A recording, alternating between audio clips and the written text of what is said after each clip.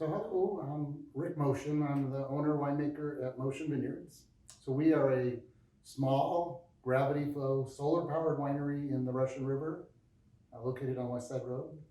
And I'm at that location for about 32 years.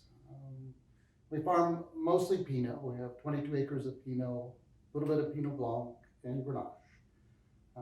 So we specialize in Pinot, and we pride ourselves that we are a solar powered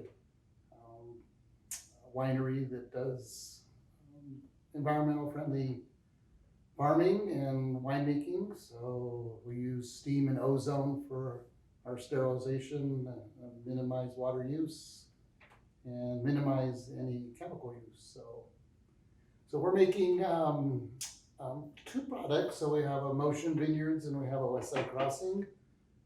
Westside Crossing being our larger production, more widely distributed line. And the picture of the Westside Crossing is our bridge, our local historic bridge that you cross over to get to the winery.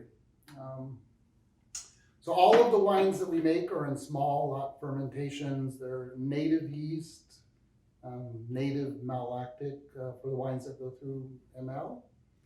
And we are a minimalist approach where we try not to interfere with the winemaking process and let it do as much natural as possible.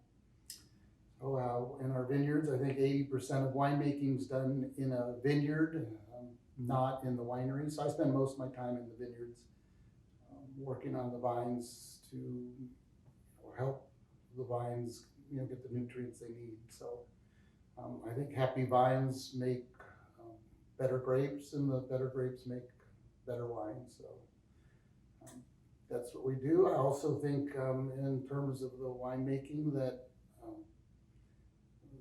we pick on maturity and not ripeness. And what that means is when the grapes mature, the skin softens, you get some phenolic development, but then we take a sample and I test the pH and I taste the flavor in the juice.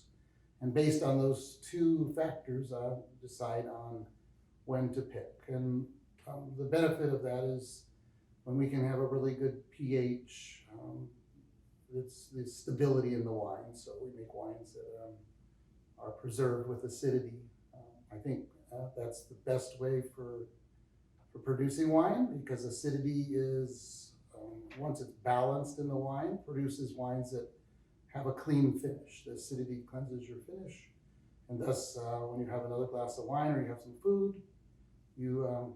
it tastes better. So, and then acidity breaks down slowly over time, so you end up with wines that are more ageable in the bottle as long as you store them properly. So that's the philosophy. I've been doing the same style of winemaking 42 years now of winemaking, and still the same philosophy, so I haven't really changed.